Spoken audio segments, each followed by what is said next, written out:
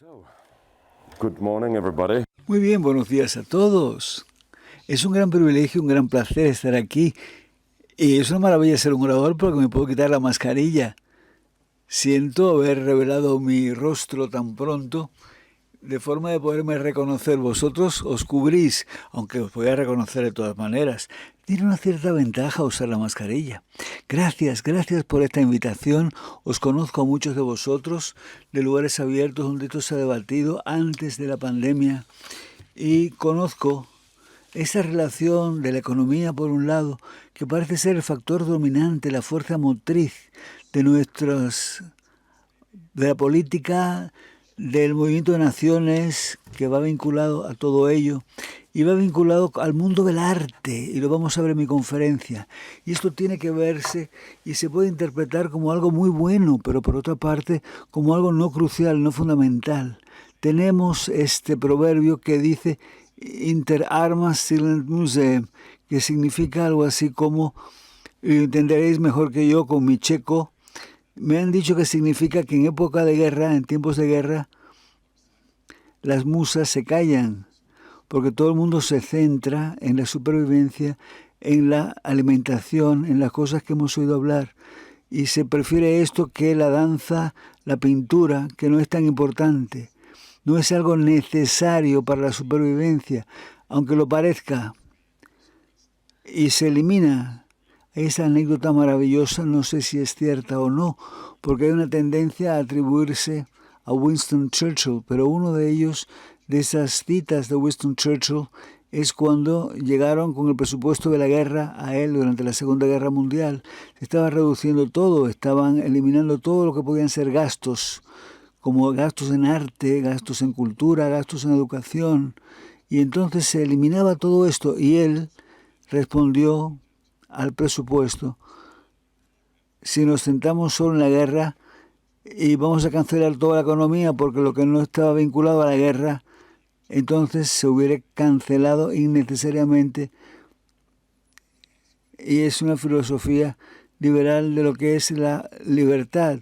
Y cuando llevaron el presupuesto a Winston Churchill, que era un presupuesto de guerra, sin ninguna actividad cultural, sin ninguna actividad, dice que le preguntó a los asesores: ¿y entonces para qué luchamos? ¿Por qué vamos a luchar si no es por la libertad y la cultura? Y veo la libertad y la cultura relacionada al arte y a la economía.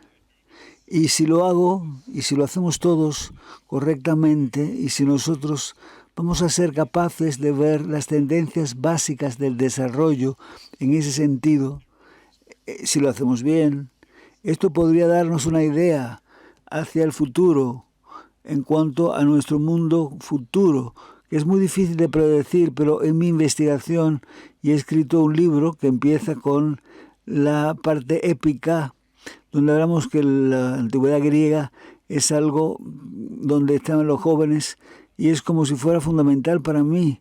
Y recuerdo ver este rejuego de la cultura con la economía.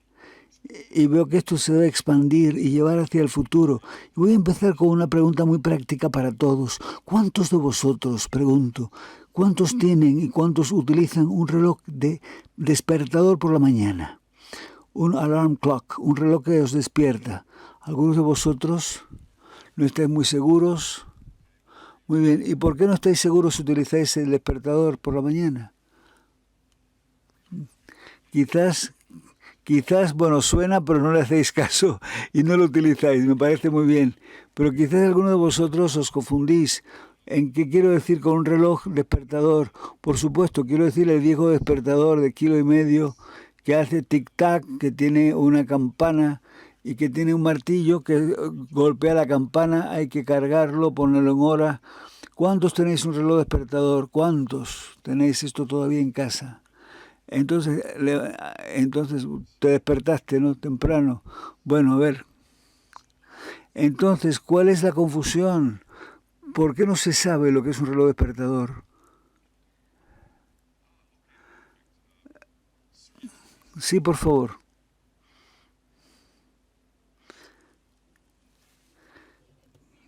Creo que muchos de nosotros utilizamos el teléfono móvil y la alarma del móvil en lugar de tener un despertador junto a la cama. Pero eso no es un reloj despertador. ¿Qué es? ¿Cómo le llamarías a la alarma del reloj? Es diferente el reloj de la abuela que nos enseñó a usar. Y por otra parte tenemos el teléfono móvil. ¿Puedes mostrarnos un teléfono móvil? ¿Y dónde está el reloj despertador? ¿Me lo muestras? ¿Dónde está el reloj despertador en el teléfono? Es como un segundo icono. ¿Y cómo se llama usted, señor Federico? Federico. Muy bien, el reloj de Federico está a la izquierda en la pantalla de bienvenida del teléfono. Aparece como el segundo icono a la izquierda en la pantalla de bienvenida del teléfono. Pero cuando yo abro mi teléfono móvil, por supuesto, no tengo reloj despertador ahí, no hay alarma. ¿Y qué pasa con la alarma? ¿Qué ha pasado? Que sobrevive. Y hay algo, sin embargo, que ha permitido que sobreviva. ¿Qué es esto? ¿Qué ha quedado? ¿Cómo le llamaría usted a esto? A esto que sobrevive a la muerte, a la desaparición. El sonido sobrevive, sí, por supuesto. Estamos en una conferencia sobre orquestas sinfónicas. Luego hablar de sonido está muy bien, el sonido está estupendo. ¿Qué otra cosa? ¿Qué le llamaría usted a esto? La función despertador. Y entonces, ¿cómo le llamaría Platón? ¿Qué diría Platón? Sé que está lejos de Grecia, pero la misma latitud de Grecia. Quizás la idea de la alarma, quizás Aristóteles. ¿Qué diría Aristóteles? La necesidad, sí, por supuesto. Entonces, hay algún francés aquí, la raison d'être, la razón de ser. ¿Lo he pronunciado bien? Raison d'être. No, no lo he pronunciado bien, pero lo he intentado, raison d'être. Quizás la razón de ser, quizás el algoritmo, quizás una función, tal vez si Buda o Moisés o alguno de los líderes religiosos del pasado hubiesen dicho quizás que era el espíritu la alarma, lo que se ha mantenido, lo que se ha preservado. Es lo que Federico menciona en su presentación. Sí, ha muerto la alarma en su cuerpo, pero sigue el espíritu.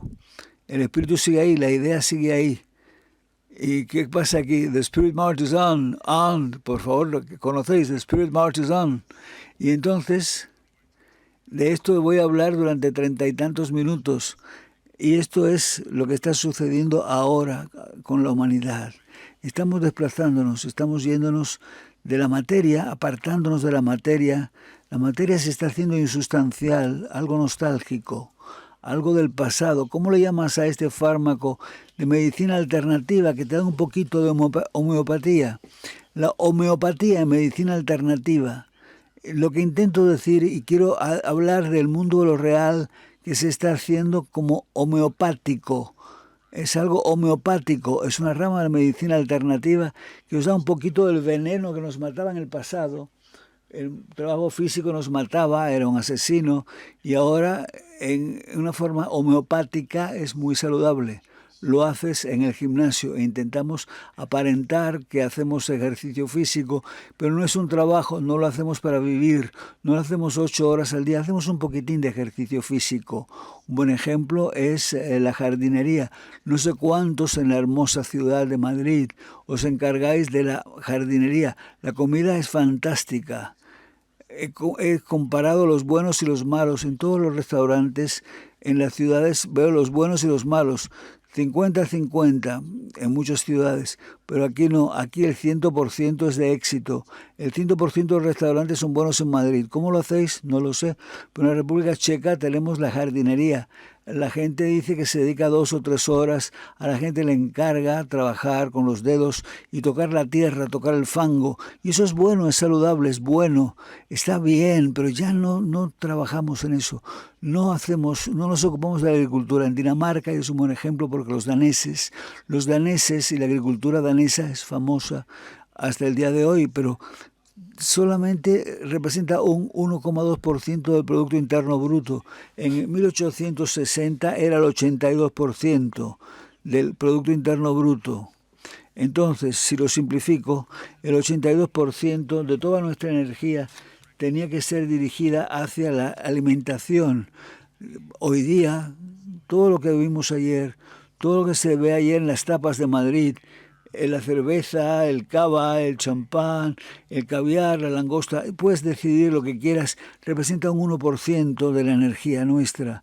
El resto lo podemos utilizar para cosas inútiles, como pueden ser los coches, como pueden ser los ordenadores y otro tipo de asuntos sin importancia. Hemos convertido en algo homeopático, y es una broma. ¿Sabe usted cómo le llamamos a la medicina alternativa que funciona? Le llamamos la medicina. La que no funciona le llamamos medicina. Pero bueno, pero esto puede servir de parábola de lo que está sucediendo en el mundo actual con nosotros. Mi tesis nuevamente es que estamos a medio camino. Los cambios que estamos sufriendo, damas y caballeros, en el día de hoy, es un cambio tectónico, no un cambio que empezó en nuestra vida, sino es algo que se ha traído como un cambio tectónico. Lo que estamos viendo hoy día, lo que como humanidad hemos asistido, lo hemos visto desde el principio de la historia, cuando nuestra conciencia se despertó. Pero el ejemplo del reloj de alarma es que siempre hemos tenido relojes despertadores. Antes teníamos esto por la mañana. Cuando vivíamos en la ciudad, la gente nos despertaba. Luego no utilizábamos esto y lo pusimos en relojes mecánicos porque era importante despertarse a la hora exacta, a una hora determinada de la mañana, digamos las 10. Hoy día hemos pasado esto y lo hemos convertido en el mundo digital, en el reloj digital, la alarma digital. ¿Qué es lo mejor? La vieja, lo bueno, el reloj aquel, algo nostálgico, muy poco práctico, especialmente viajando, el reloj de alarma, el reloj despertador de antes o el de ahora. ¿Es esto lo útil? ¿Es esto más actual? ¿Es esto más una alarma? ¿Es esto más adecuado? ¿Nos alarma más? ¿Nos despierta más?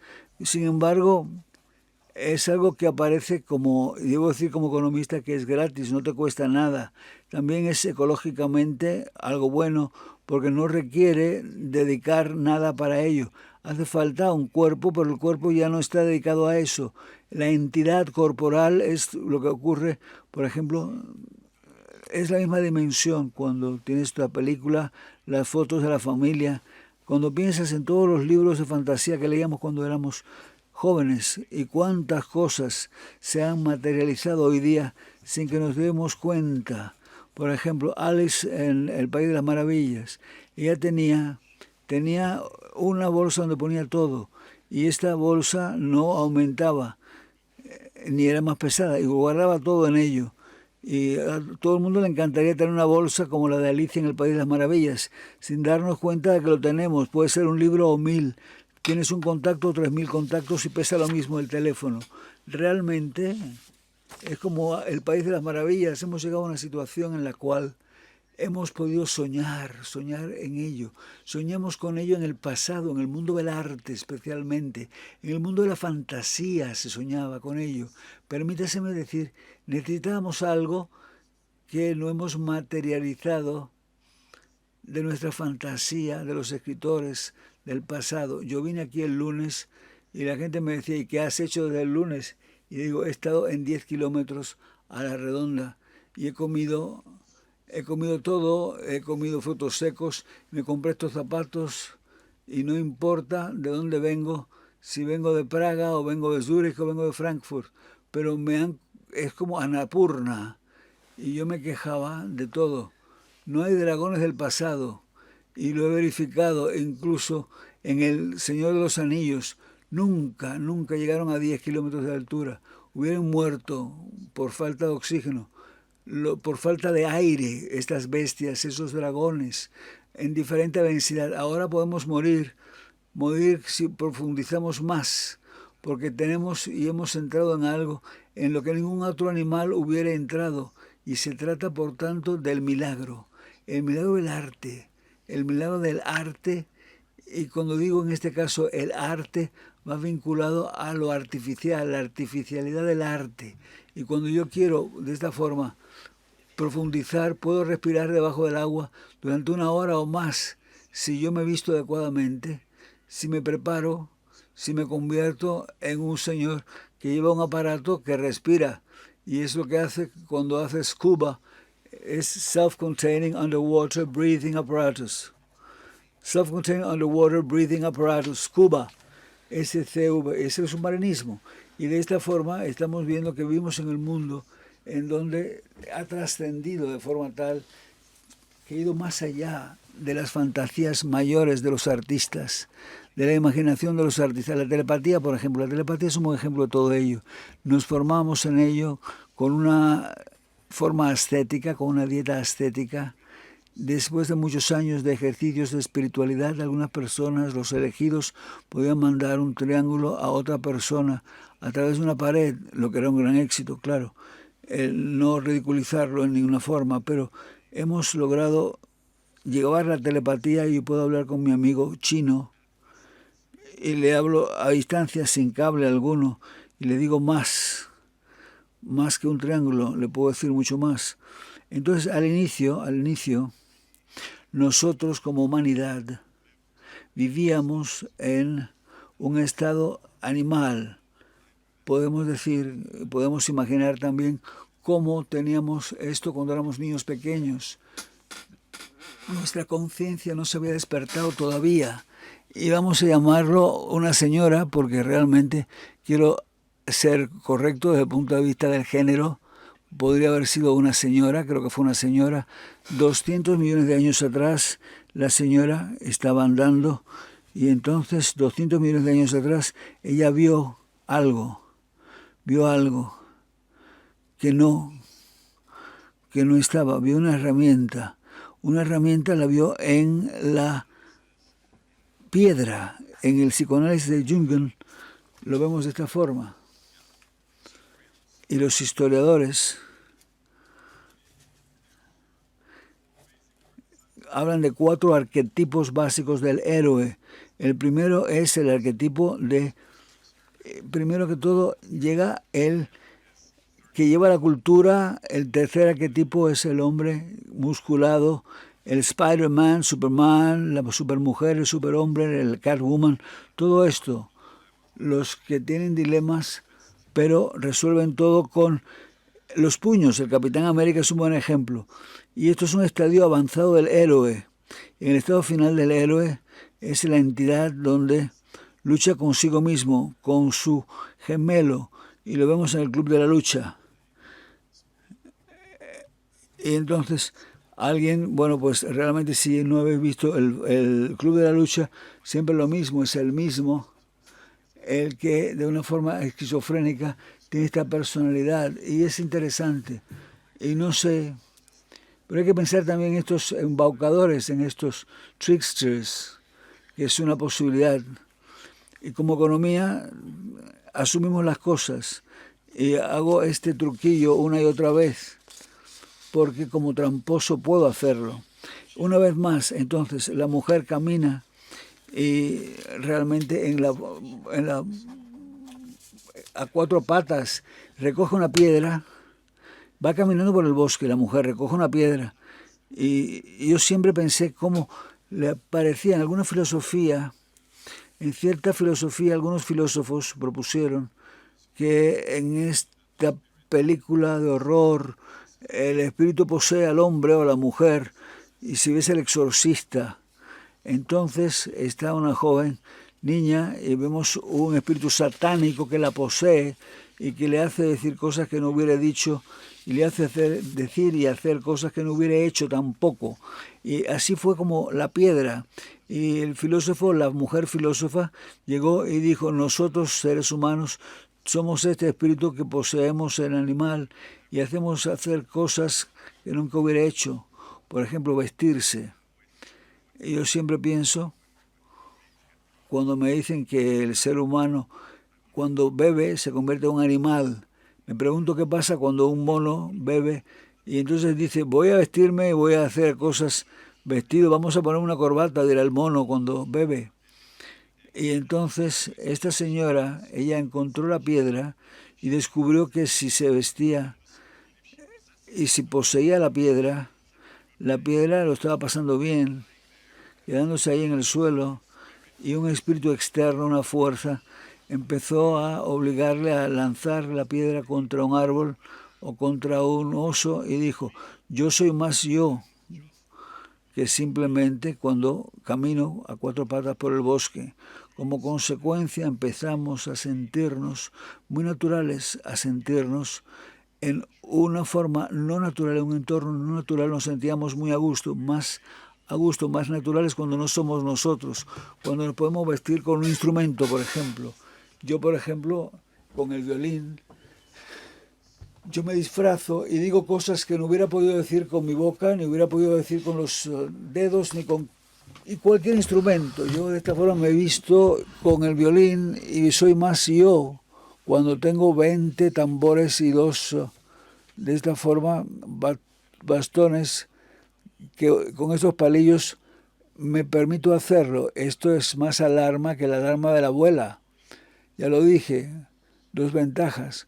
Porque también te puede despertar con la canción favorita, si tienes una canción favorita que quieres oír y quieres odiar al cabo de 2 semanas, ponla en la música que te despierte. En los ciclos es mejor que una madre. De una forma u otra, odias la canción si te despiertas con ella.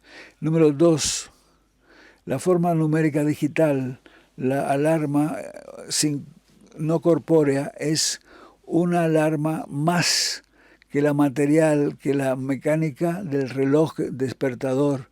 Y sigue habiendo lugar para el reloj despertador ahí, sigue teniendo su lugar y es hermoso y se ve aparentemente, porque lo que ha hecho, y yo he pintado aquí un reloj despertador, lo he pintado, y entonces se queda con nosotros para siempre, como un recuerdo, entre comillas, algo religioso, un icono religioso. Estos se llaman iconos. Entonces, los iconos tienen el aspecto de un reloj despertador. Es como si pintara un reloj despertador. Es el reloj despertador que aparece ahí, es lo único que te lo recuerda, lo único que queda de la materialidad, de la parte corpórea del reloj despertador.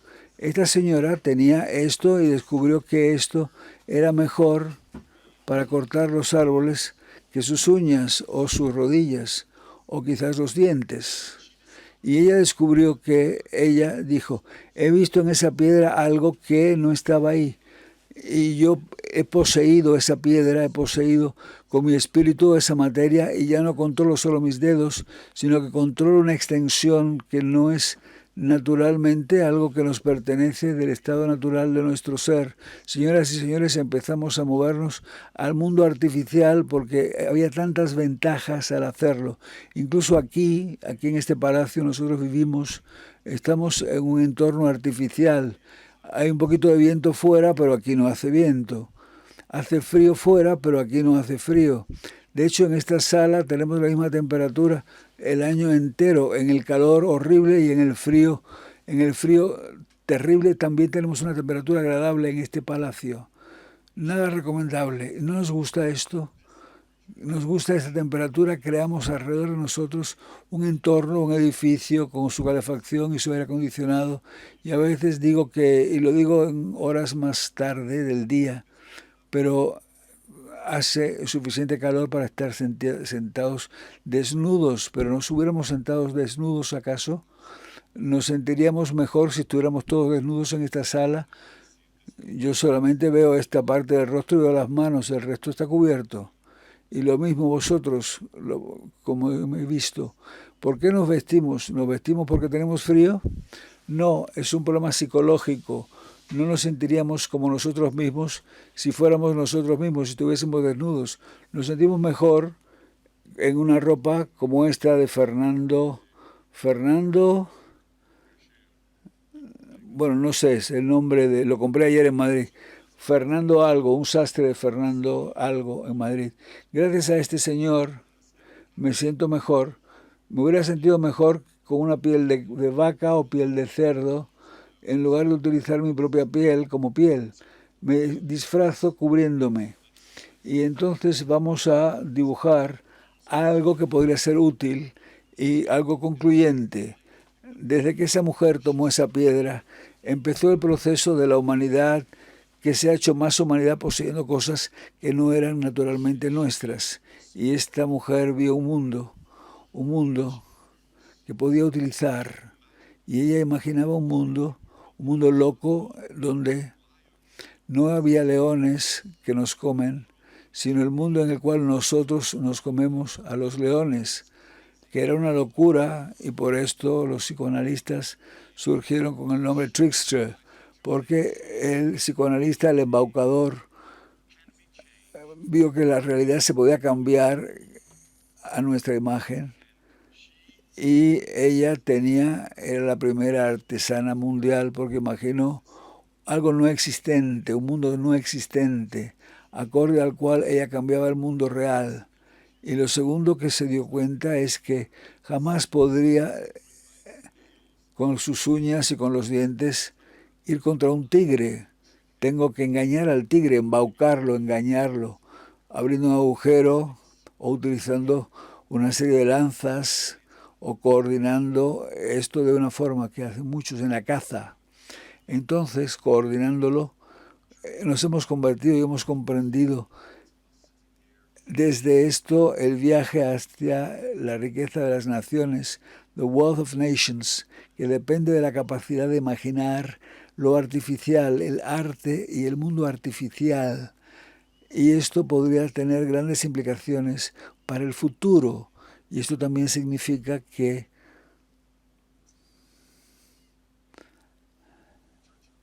Churchill tenía razón. Primero empezó la mitología, el mundo de la mitología. Imaginaba dos mundos, el mundo de los ángeles y los demonios, y los fantasmas y los dioses y las divinidades, y el mundo real. Y luego vino, más estructurado, la religión estructurada, y la religión presupuso la existencia de dos mundos, los ángeles, el demonio, Dios, los demonios, y luego está el mundo nuestro, el mundo que nos ocupa. Y lo vemos en el arte, cuando por ejemplo estás en el teatro o cuando estás en un concierto. ¿Ese acaso realmente es una forma colectiva de meditar y salir de tu cuerpo? George Lucas pagó mucho dinero para poder crear 1 hora y media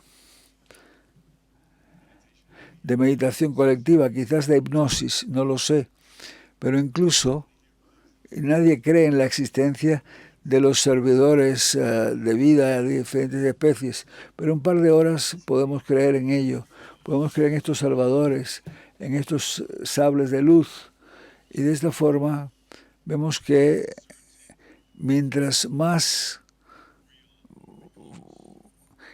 vacío está el mundo de lo real, más seremos capaces de identificarnos con un mundo no existente. Vamos a ponerlo en términos prácticos. Yo puedo solamente ver una película donde el héroe, los héroes tienen hambre, se alejan, se apartan, tienen frío y sus vidas están siendo amenazadas, que es lo que pasa en la película por lo menos que yo veo. Entonces, exactamente en una situación donde tú no tienes hambre, no tienes frío y no estás amenazado. En este momento vivimos nuestra vida a través de la prisión de esto artificial. Cuando estás en un teatro y tienes a Romeo y Julieta, por ejemplo, ante ti, entonces si está bien hecho esta ficción, se te olvida que tú eres Juan y que estás en la segunda fila la segunda silla de la segunda fila, y estás ahí con Romeo y Julieta esperando en que no vayan a morir, aunque sabes muy bien que ni tan siquiera van a vivir, no van a sobrevivir, y sabes muy bien cómo va a terminar, pero aún así lloras o te ríes, y piensas en Romeo y Julieta. Y estos actores en el cine decían que eran hipócritas porque no creían, y decían, es un actor que pretende amarle y pretende morir, y él hace lo mismo. Entonces, hipócritas, falsos, de esta forma, fingen, y se acaba de esta forma, están fingiendo. Y lo mismo en la economía, cuando nosotros jugamos al monopolio, a este juego, al monopolio, por supuesto todos sabemos que el dinero de papel no tiene valor alguno. no lo tiene. Pero durante el juego como tal sí lo tiene, un enorme valor. A los niños lloran cuando pierden ese dinero de papel. Los adultos hacen trampas para obtener ese dinero falso de los hijos. Y entonces el momento en que se termina el juego, la magia desaparece y a menudo es solo papel. Esto es lo que es el dinero. Entonces planteo que la primera tendencia que explica que está en la riqueza de las naciones es la posibilidad de pensar en forma abstracta. El dinero es muy útil exactamente porque no existe. El dinero no existe y como no existe puede viajar a la velocidad de la luz. Yo puedo llamar a Australia y decir, empiece a construir ahora, mañana les mando el dinero y están construyendo el departamento comercial si se fían de mí.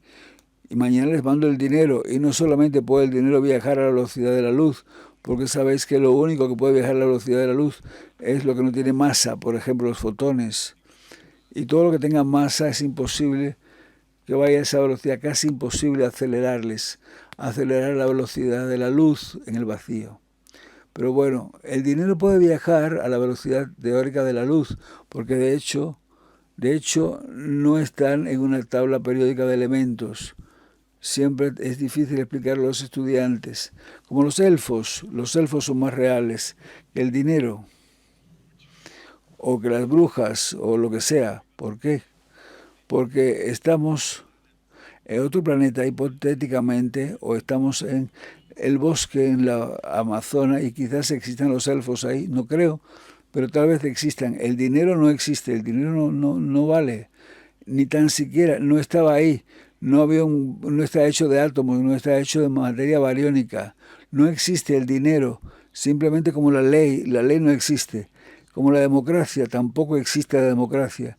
Como la pintura de una naturaleza muerta. La naturaleza muerta. No sé cómo se llama, naturaleza muerta se llama. Entonces, la imagen de un jarrón muestra el alma, pero no puedes meter una flor en esta imagen. No puedes fumar una pipa pintada. Y dije que quería entrar en términos prácticos, lo he hecho, pero muy poco. En nuestro tiempo de vida simplemente observa cuántas cosas dejan el mundo real y entran en el mundo de lo no real, los mapas, los libros, las películas, la música, va al mundo de lo no real. ¿Cuántas cosas hemos visto en nuestro tiempo de vida, durante nuestra vida, que desaparece y se hace algo espiritual? No tengo una mejor forma de decirlo. Y hoy día, a medida que vamos a lo abstracto, hoy día leemos lo abstracto como una digitalización, una numerización, es lo más moderno, quizás lo más útil, aunque no estoy seguro, la forma más adecuada de un mito. Entonces, realmente no existe, nada de lo que tú ves ahí existe en realidad, no es más que un símbolo.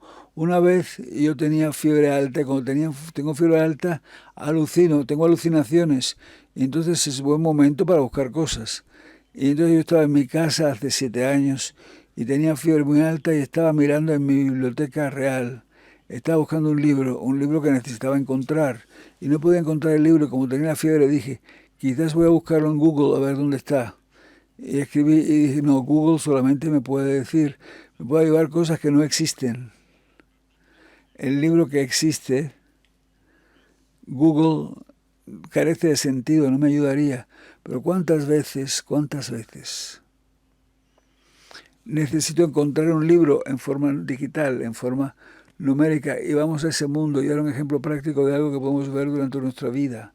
Cuando nosotros éramos jóvenes, nosotros los chicos queríamos trabajar, porque yo soy un poco, y de esta forma, por eso tengo este tipo de forma para ser un poco nerd, un poco empollón, ¿no? Y entonces de esta forma, yo quería trabajar en una empresa que fuese adecuada, que yo fuera, el paradigma era IBM, ellos creaban valores, tenían un valor añadido enorme, y si tú tomas un ordenador de IBM y lo lanzabas al fuego, Entonces obtenías una piedra. Esta piedra, entre paréntesis, es el descendiente de aquella piedra que nuestro predecesor tocó hace 200 millones de años atrás. Se ha torturado, se ha quemado, se ha golpeado, se ha alargado, se ha estirado. Estas cosas ni tan siquiera que no tenían que ver la luz del día. Lo hicimos como esos enanos que toman las cosas del centro de la tierra, pero se me ha escapado. Pero, torturamos la piedra sin alma, suficientemente por largo tiempo, de forma a pretender que todo está ahí. Y entonces de esa forma es como colocamos y ponemos y jugamos a Tetris en esto. Es como cuando la madre, y siempre le recuerdo a mis amigos, y le digo, no estás hablando con tu madre, estás hablando con el teléfono, con este teléfono, que es lo que estás haciendo, porque tu madre no está ahí, por eso le llamas. Y esto es la parte de la economía. Lo que hace la economía o la sociedad moderna hace es que separan al hijo de la madre, lo separan, pero también crean una distancia, un puente, para cubrir ese espacio que lo separa. Antes no necesitaba a nadie para hablar con mi madre porque vivíamos juntos en aldeas hace 100 años, 200 años. Y le daba su teléfono móvil y la gente diría, no lo quiero, ¿qué voy a hacer con ese teléfono? Quizás para los señores de la guerra, para el resto no, porque tenemos la experiencia de estar cerca de la gente querida, de la gente vecina. IBM hizo que las cosas, que nuestro espíritu poseyere estos enlaces neuronales y podamos responder a la llamada de tu mamá que te llama, y de esta forma puedes responder a ella. IBM moldeaba la materia con la probabilidad a nuestra imagen, como Dios Hijo hizo en el Génesis a su imagen y semejanza, y hemos moldeado la piedra. Eso hizo IBM. Y si hacen algo ya no interesa porque están muertos. Pero en segundo lugar, lo que surgió de ahí fue Microsoft, con mucho poder, pero menos que en los 80, menos que en los 90. Microsoft construyó y fue el segundo titán que se añadió a IBM, porque se crearon, como dijo el hombre, Microsoft, algo que no es tangible. Crearon espíritus, crearon algoritmos, crearon sistemas de gestión, sistemas lógicos no existentes, estructuras lógicas no existentes, como la gestión de la información. Y esto era Microsoft. Y entonces el producto clave se llamaba Windows, ventana, que es muy simbólico, y voy a hacerlo para leerlo simbólicamente. Windows, las ventanas. Y después que Microsoft vino, surgió Google y surgió Facebook, pero vamos a centrarnos en Google. Google ni tan siquiera hace estos programas, ya no los hace Google.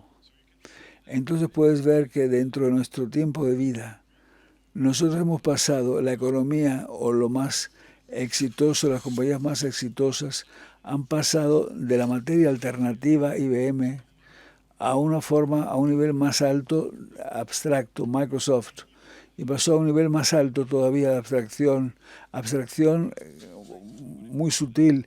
Intenta explicar lo que hace Google a alguien de la Edad Media.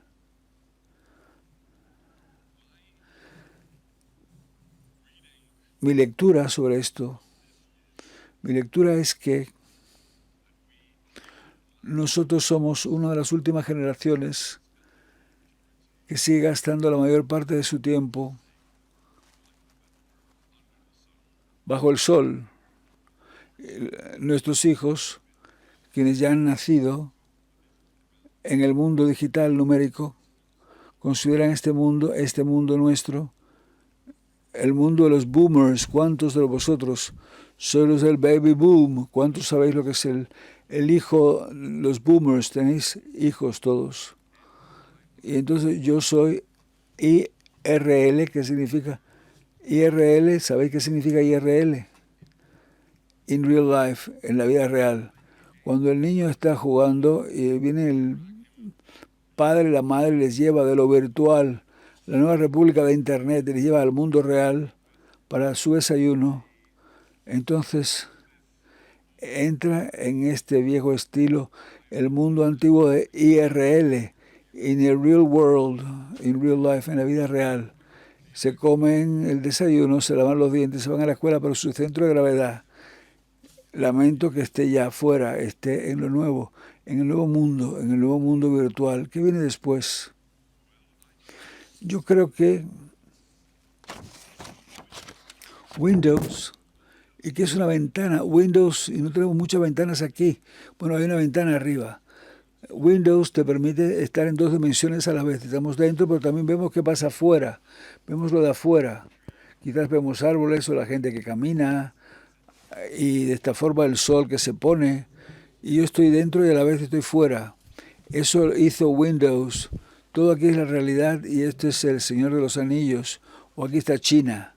Entonces, o son instantáneas de batallas o de barcos medievales de batalla. Y siempre se construyó un segundo mundo. Siempre queríamos vivir en este otro mundo. Es en la herencia del budismo, de la cristiandad. Está en la herencia de todas las religiones, incluso los filósofos, que nunca nos parecían bien. Los filósofos no se sentían a gusto porque era animalista, porque uno sudaba, porque tiene deseos agresivos. Es algo que hay que trascender. Por eso nos vestimos, para cubrir el hecho de que somos animales reproductivos y tenemos el instinto de la reproducción. Somos una representación biológica de algo recursivo, de un sistema recursivo de la lengua. La lengua habla a través de nosotros en lugar de ser al revés, pero el siguiente fase, el siguiente estadio, la siguiente fase, y esto es una profecía,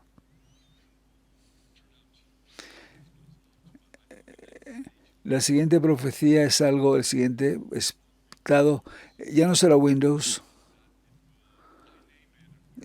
Le llamé acorde a mi banda de música favorita de los años 60 y de los años 70. The Doors, las puertas. The Doors. Y creo que las puertas serán fundamentales. Lo demuestro en las... No lo voy a hacer aquí, normalmente digo, aquí tengo una ventana y ahí tienes una puerta.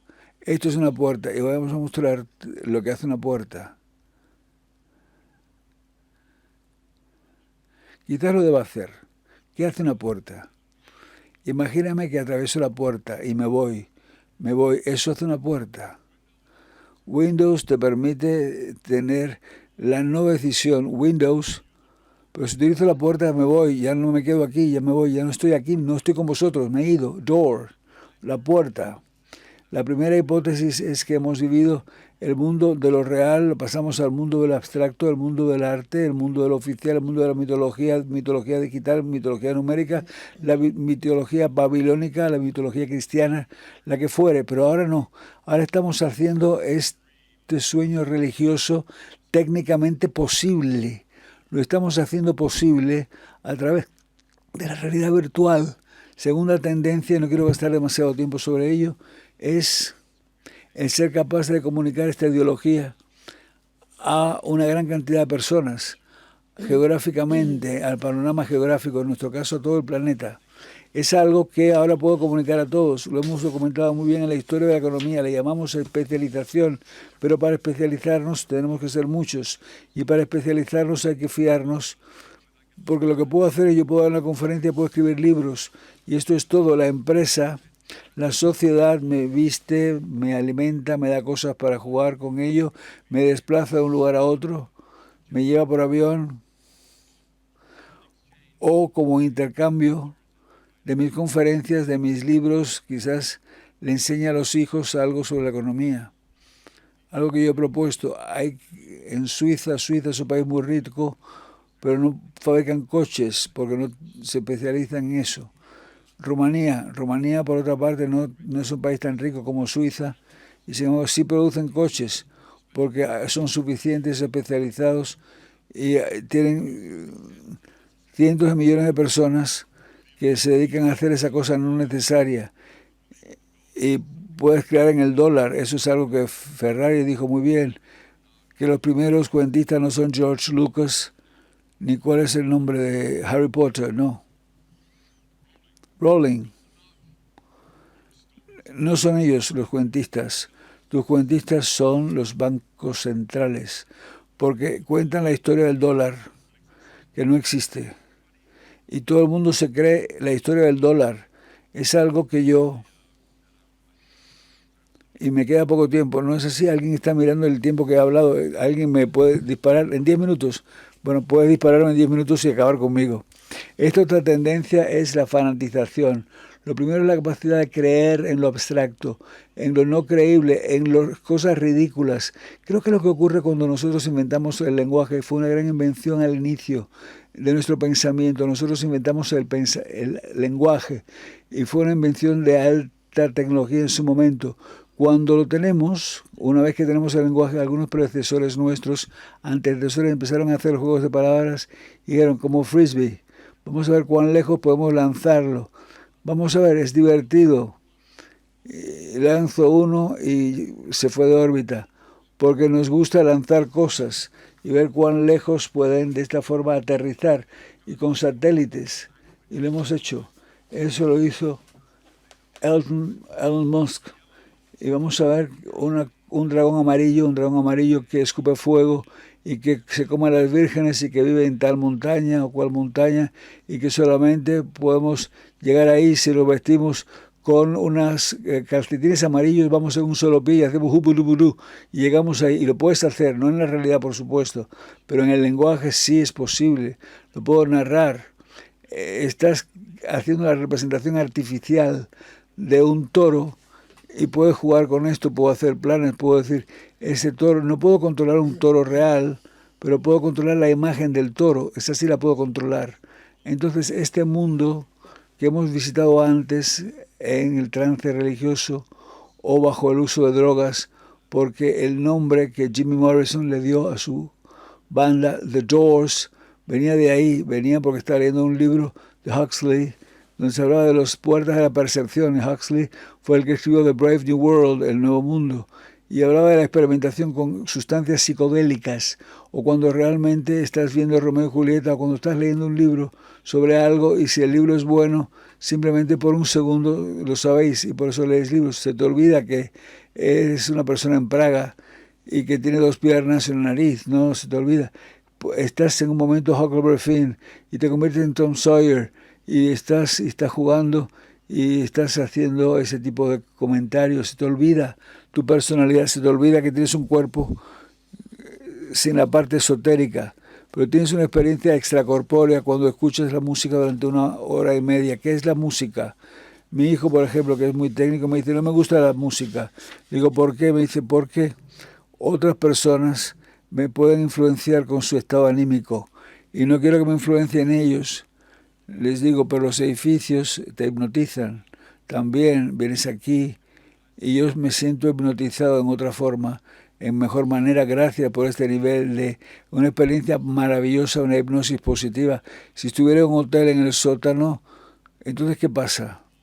Con paredes blancas, incluso en un hotel o en este edificio de apartamentos que no ha sido construido para hipnotizar a la gente, lo hace, hipnotiza a la gente. Y mi hijo me decía, sí, lo sabes, papá, pero mira, no es así, no te pasa a ti también. A veces tú la música la tienes siempre en la cabeza y una música que no te gusta. Y oyes canciones pop por la mañana estúpidas por la radio y la tienes en tu cabeza todo el día y sí influencia tu estado de ánimo. Y no te lo puedes sacar de la mente. Y esa es la única razón por la que quería estudiar otra música para sacar la primera de la cabeza. Y eso es lo que decía mi hijo, muy orientado a la parte técnica. Entonces, este es el mundo digital. Hay algunos economistas en esta trayectoria, John Maynard, el gran economista Keynes, el gran economista del siglo pasado, Keynes, escribió sobre esto y le llamaba la gran posibilidad, la economía, las posibilidades económicas para nuestros nietos. Y si puedo recomendar una literatura económica que tenéis que leer, os recomiendo el libro de Keynes, Posibilidades Económicas para Nuestros Nietos, porque fue un discurso de 20 minutos, 8 páginas, algo bueno. Y muy bueno, dijo que si veo la razón, el desarrollo reciente de la economía, nosotros muy pronto, no ahora, no tus hijos, quizás tus nietos, y estaba escribiendo esto en los años 30, Keynes escribió esto en los años 30, de aquí a 100 años, es decir, dentro de 10 años, de aquí a 9 años, se cumple el siglo de lo dicho por Keynes, la profecía de Keynes sobre el mundo económico de los nietos. No vamos ya a seguir a la teoría de Adam. Él utilizaba el lenguaje de Adán. Un nuevo hombre y una nueva mujer. Seremos ricos y entonces ya no vamos a convertirnos en los objetos de el orquestador de lo no orquestado económicamente. La economía no se puede orquestar. Laissez-faire, laissez-passer. La economía nos va a controlar a nosotros, nos dará valores acorde al beneficio, coste-beneficio. Qué suerte tendremos que realmente el arte se convierte en un beneficio económico. Tenemos muchos modelos si lo vemos en un entorno más cultural. Y también los más culturales son los más ricos. Le llamo esto la bondad de las naciones. En alguna forma la educación va mano a mano con la riqueza. Por alguna razón la libertad también se da la mano con la riqueza. De alguna forma, dije educación, el arte, todo ello. Las naciones corruptas terminan por ser pobres, paupérrimas. Las personas se hacen ricas, pero el resto del país era pobre. ¿Por qué es esto? Esto realmente es la bondad de las naciones. Lo tenemos en mi país hace 31 años atrás, en el año 89, cuando fuimos contra el régimen comunista, tuvimos una nación y una elección que no era fácil. ¿Quieres el totalitarismo y ser pobre? ¿Una sociedad totalitaria y pobre? ¿O quieres la libertad y ser rico? Elige. ¿Pobre y totalitario o rico y libre? Eso no era materia de elección. ¿Quieres chocolate? ¿Lo quieres de vainilla o qué quieres? Entonces hubiera sido un dilema si hubiéramos tenido que elegir el ser ricos y totalitarios o libres pero pobres. Pero no, felizmente no. Por la bondad de las naciones no tuvimos que hacerlo. Yo hubiera buscado pobre pero libre, pero no estoy seguro del resto de mis conciudadanos. Entonces me complazco que ese dilema no se hubiese planteado en el año 89, hace 30 y tantos años. No es el caso, pero cuando descubrimos que el arte ralentiza el progreso económico, intuitivamente hablando, se puede plantear y se puede decir que es un estudio de caso. Un ejemplo, por ejemplo, imagínate el dinero invertido en galerías. ¿Para qué sirven las galerías de arte? ¿Por qué no hacer balas o algo? ¿Y por qué gastas tiempo en pintar? Lo mismo en la corrupción. Hay estudios donde podemos mostrar claramente que un país menos corrupto le va mejor en Producto Interno Bruto a corto y a largo plazo, mejor que un país corrupto. Va mejor, lo demostramos físicamente. Eliminemos la corrupción porque beneficiosamente nos beneficia. Pero ¿qué pasa si? ¿Qué pasaría si tuviéramos estudios que mostrasen lo contrario? No los tenemos, pero ¿qué pasaría si los hubiera? ¿Significaría acaso que si intuitivamente en los años 90 en mi país, mientras más corrupto eras, mientras más sobornabas, más rápido progresabas económicamente? Ventajas económicas, podría decir. Voy a ir en contra de ello, podría plantearlo, pero no es algo no imaginario. ¿Podríamos entonces, si hay corrupción que los lleva al éxito, abogar en favor de la corrupción? ¿Podríamos ser la sociedad donde el Producto Interno Bruto que crece, ¿qué país aumenta un 23% anuales? Producto Interno Bruto. ¿Recuerdas el Señor de los Anillos? Iban a la industrialización y se preparaban. Entonces, ¿qué pasa con ello? Eliminar los bosques. ¿Seremos una sociedad de orcos si nos ayuda al crecimiento del Producto Interno Bruto? O por otra parte, seremos una sociedad de elfos que no tienen crecimiento durante generaciones porque nunca hicieron nada nuevo, simplemente heredaron las viejas fuentes, las viejas formas, las armaduras. Desde el punto de vista del Producto Interno Bruto, Murder Isengard serían lugares más interesantes para invertir, pero nuestra naturaleza inmediatamente dice, no, no, por favor. Tenemos dos países, los orcos y los elfos, son totalmente iguales. Uno, el país A, tiene las mismas leyes que el país B, pero en el país A tienes la cultura de mercado, la cultura de la democracia, y en el otro las mismas leyes, pero sin cultura. Ese país termina antes o más temprano o más tarde con los orcos, y el primero termina bendecido. Entonces, rico. La segunda tendencia es la capacidad de comunicar esto en todas partes. Y estas son las últimas palabras que os quiero dejar para pensar sobre ello. Cuando Donald Trump se presentó a la candidatura como presidente, decía que quería que América volviera a ser rica. Y yo decía, divertido, porque la última vez que verifiqué no había ningún país llamado América. Es un continente, América es un continente. Y entonces tenemos un visionario, un líder que está pensando en el futuro de todo el continente. América es un continente, incluyendo a México, incluyendo a Venezuela, incluyendo a Argentina, incluyendo a Canadá.